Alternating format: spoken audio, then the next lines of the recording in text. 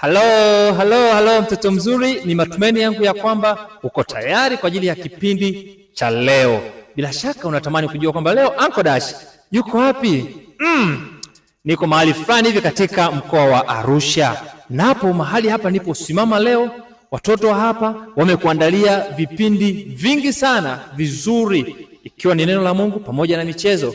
Bila shaka una hamu ya kutaka kufahamu kwamba hawa ni watoto kutoka wapi. Ni hapa The Voice, ambayo ni shule ambayo yuko katika mkoa wa Arusha. Sasa sikiliza, mwite rafiki yako, mwite jirani yako, mkae hapo hapo kwa ajili ya kusikiliza vipindi moto kutoka mahali hapa. Mungu akubariki. Ninajua ya kwamba hutatoka mahali hapo. Nikukaribishe kwa ajili ya ombi. Funga macho yako tupate kuomba.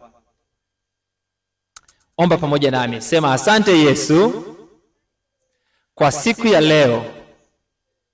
Utubariki, utusaidie kujifunza neno lako. Amina. Wow. Usiondoke katika skrini yako. Karibuni katika somo letu la leo linalotoka katika mafundisho kuu 6 ya kanisa. Na leo tunaenda kuangalia katika fundisho la 6, matukio siku za mwisho. Na ni msingi namba 24, huduma ya Yesu katika hekalu la mbinguni. Tunaona kipindi mwanzo Mungu alivyoiumba dunia, alimuumba binadamu na akamweka katika bustani ya Eden. Na alipomweka katika bustani ya Eden, alikuwa akimtembelea binadamu huyo. Ila baada ya dhambi kutokea, ikawa ni vigumu tena Mungu kuja kwa ajili ya mwanadamu, kuja kuonana na mwanadamu. Ndipo ikawa ni mwisho wa binadamu na Mungu kuonana ana kwa ana. Kipindi cha wana wa Israeli, kipindi wako katika nchi ya Misri, Mungu aliona ni bora awatoe Misri apeleke katika nchi ya Kanaani ili wapate kuwa karibu na Mungu. Ndipo Mungu akatoka katika nchi ya Misri kwenda kuwapeleka katika nchi ya Kanaani, na aliwapa maagizo na akawaambia kwamba watengeneze hema ambapo itakuwa ni rahisi Mungu kuonana na binadamu, kuwa katikati ya binadamu, kwa sababu wana wa Israeli kipindi hicho walikuwa wanatamani sana kumuona Mungu na walitamani sana Mungu awe karibu nao. Akawapa maagizo watengeneze hema ambayo itafaa wao kukaa pamoja na Mungu. Je, Mungu yupo katikati yako? Je, Mungu yuko katika moyo wako? Je, unaishi na Mungu katika mazingira yako au katika jamii yako? Hema hili lilikuwa limegawanyika katika sehemu kuu 3, ambapo kulikuwepo na ua wa nje, hekalu, patakatifu pamoja na patakatifu mno. Na katika hekalu hili waliokuwa wakifanya kazi ni makuhani tu pamoja na kuhani mkuu. Siku ya upatanisho, kuhani mkuu ndiye aliyekuwa akifanya kazi katika hekalu hili. Na siku hiyo ya upatanisho ilipofika, mbiu ilisikika. Na mbiu iliposikika, wana wa Israeli walitokea pande zote za Israeli na kukusanyika katika nje ya lango la hekalu. Wana wa Israeli walitokea pande zote ya taifa hili ili waweze kuja kwa ajili ya siku hii, waweze kupatanishwa pamoja na Mungu wao. Na wakati ulipofika, kuhani aliingia pamoja na mnyama wake. Mbiu ilisikika na wana wa Israeli walitokea pande tofauti za taifa la Israeli na kukusanyika nje ya hekalu lile kwa ajili ya huduma hii ya upatanisho. Walifika katika nje ya ua wa nje, na hapo wakaanza kuomba kwa ajili ya kutubu dhambi zao. Ndipo kuhani mkuu akaanza safari ya kuingia katika lango la ua wa nje kwa ajili ya kuanza huduma hii ya upatanisho. Kuhani mkuu aliingia na mnyama ambaye alikuwa ni kondoo, na alifika mpaka katika madhabahu ya kuteketezea wanyama. Hapo ndipo alimchukua mnyama yule ambaye alikuwa ni kondoo. Alimchukua mnyama yule na kumshikilia na kumweka juu ya madhabahu ya kuteketezea wanyama. Na baada ya kuhani huyu kumweka juu ya madhabahu, alimweka vizuri mnyama yule, na ndipo akaanza kumchinja mnyama yule. Baada ya kumchinja mnyama yule, kuhani alianza kupaka damu ya kondoo huyu katika mapembe yaliyokuwa pembeni yakizunguka madhabahu ya kuteketezea wanyama. Na kafara ya mnyama huyu iliwakilisha nini? Kafara ya mnyama huyu ilimwakilisha Yesu mwenyewe alipokuja duniani na kufa kwa ajili ya dhambi zetu. Ilinipasa mimi nife, ilikupasa wewe ufe. Ila Yesu ndiye aliyekufa kwa ajili ya dhambi zetu. Yesu ambaye alikuwa ndiye mwana kondoo wa Mungu. Na baada ya kuhani huyu kumaliza kupaka damu kwenye mapembe yaliyokuwa kizunguka madhabahu ya kuteketezea wanyama, ndipo alipoelekea katika birika la maji ili aweze kusafisha mikono yake pamoja na miguu yake kabla ya kuingia katika chumba cha kwanza cha patakatifu kilichokuwa kikiitwa patakatifu. Na wakati kuhani huyu alipokuwa akinawa miguu na mikono yake iliyokuwa ikiwakilisha utakaso au kujisafisha kutoka na uchafu wa damu ile iliyokuwa ikiwakilisha leo katika maisha yetu ya kila siku, ubatizo. Mimi na wewe tunatakiwa tubatizwe, maana imeandikwa mtu hata urithi ufalme wa mbingu asipozaliwa mara ya pili, inawakilisha ubatizo. Wewe uko katika upande gani? Ndugu yangu, nakusihi leo unatakiwa ubatizwe ili uweze kumpokea Yesu kuwa Bwana na Mwokozi wa maisha yako alipokufia pale msalabani. Na kuhani huyu alipomaliza kusafisha mikono yake na miguu yake, ndipo alipochukua ile damu aliyokuwa ameikinga katika wakati wa kuchinja mnyama na kuelekea katika chumba cha kwanza cha patakatifu kilichokuwa kikiitwa patakatifu. Kuhani huyu alielekea katika chumba hiki. Kulikuwepo na vitu vitatu, ambapo kulikuwepo na kinara cha taa, meza ya mikate 12 ya onyesho pamoja na madhabahu ya kufukizia uvumba. Na kuhani huyu alielekea katika kinara cha taa, na kinara cha taa kilikuwa kina taa 7 zilizokuwa zikiwaka mchana na usiku, zilikuwa hazizimi, zilizokuwa zikiwakilisha Yesu ndiye nuru ya ulimwengu. Na taa hizi zilikuwa zikiwekewa mafuta ya mizeituni iliyokuwa ikisaidia taa hizo ziweze kuwaka, zisizime usiku wala zisizime asubuhi. Zilikuwa zikiwaka asubuhi, mchana na jioni, zilikuwa hazizimiki. Na ukimaliza katika kinara cha taa hizo 7 kulikuwepo na meza ya mikate 12 ya onyesho. Na katika meza hiyo kulikuwepo na mikate 12 iliyokuwa ikiwakilisha makabila 12 ya wana wa Israeli. Na mikate hii yenyewe ilikuwa ikiwakilisha Yesu mwenyewe aliyekuwa mkate wa uzima. Na katika meza hiyo pia kulikuwepo na vikombe 2 vya divai iliyokuwa leo katika maisha ya kila siku inawakilisha meza ya Bwana.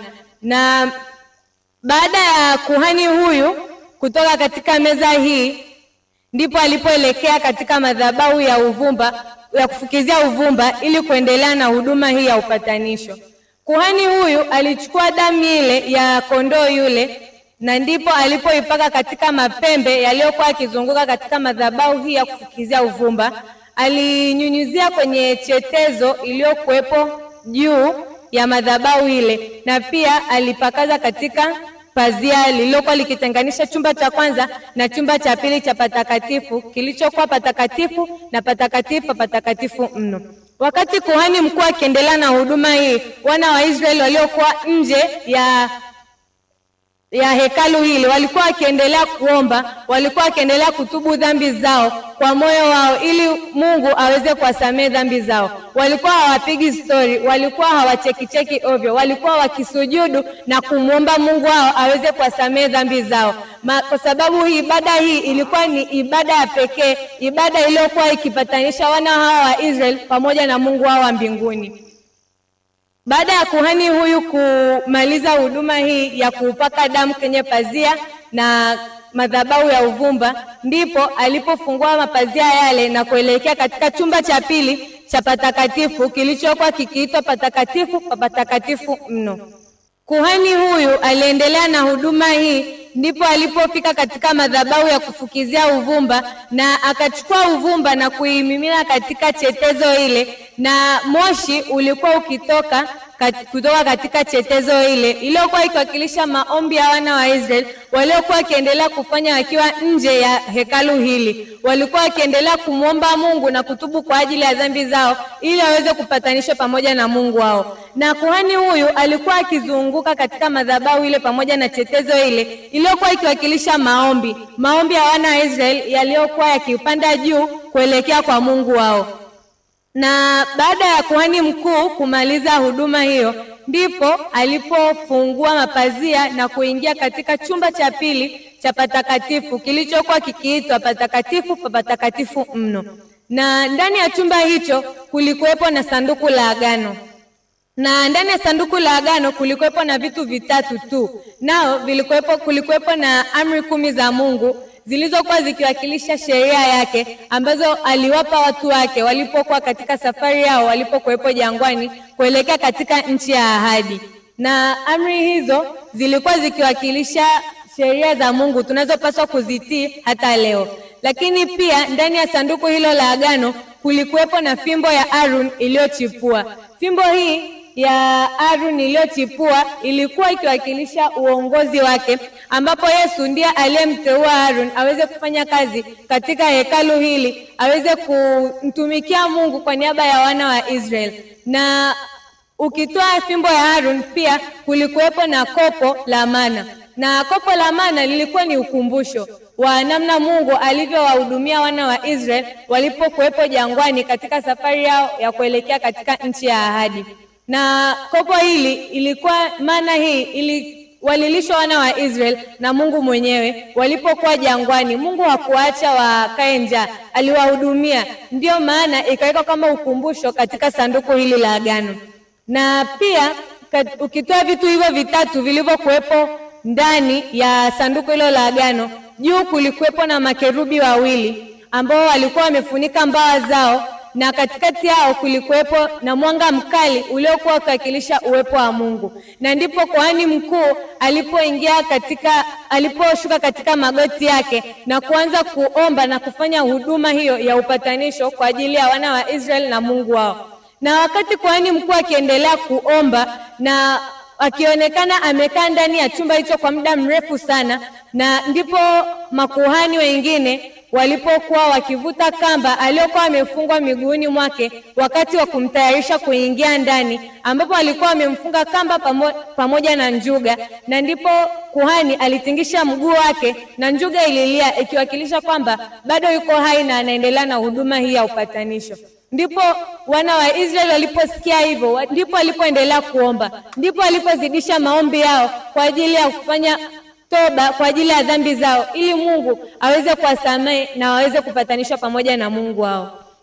Na kuhani mkuu baada ya kumaliza huduma hii ya upatanisho alisimama kutoka katika magoti yake, na moja kwa moja alitoka katika chumba cha patakatifu patakatifu mno. Alitoka katika chumba cha patakatifu na alitoka katika nje ya lango la nje la ua wa nje. Alitoka katika hekalu lile na moja kwa moja alielekea kwa mbuzi aliyekuwa akiitwa mbuzi wa Azazel. Moja kwa moja alienda na kuungama dhambi zote za wana wa Israeli juu ya kichwa cha mbuzi yule. Na walitokea watu wenye nguvu waliokuwa wakimchukua mbuzi huyo na kumpeleka katikati ya misitu. Watu hao wenye nguvu walikuwa wakija na kumchukua na kumpeleka katika misitu, na alipotelea huko. Na yeye ilimaanisha kwamba huduma ya upatanisho imetendeka, na mbuzi huyo alienda kupotelea katika misitu hiyo.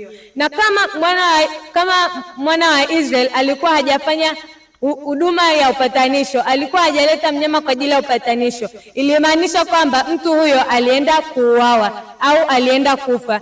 Na tukiangalia katika kielelezo chetu cha muundo wa patakatifu pa duniani, ukiangalia kwa juu imekaa kama muundo wa msalaba, kwa sababu ukiangalia umbali wa kutoka katika ua wa nje mpaka katika chumba cha patakatifu, umbali ulikuwa mrefu, lakini ukiangalia kutoka katika chumba cha patakatifu mpaka patakatifu mno, umbali ulikuwa mfupi, uliokuwa ukiwakilisha msalaba ambao Yesu ndipo alipotufia kwa ajili ya dhambi zetu. Na miguu yake ilikaa katika ua wa nje na kichwa chake kilikaa katika patakatifu mno, ambapo kulikuwepo na sanduku la agano lilokuwa likiwakilisha uwepo wa Mungu katika taifa la Israeli. Na huduma hii ya upatanisho iliishia hapo. Huduma hii ilikuwa ikifanyika mara moja kwa mwaka, kwani kuhani huyu alipaswa kuingia katika chumba cha patakatifu mno ili kuungama dhambi za kila mmoja wetu.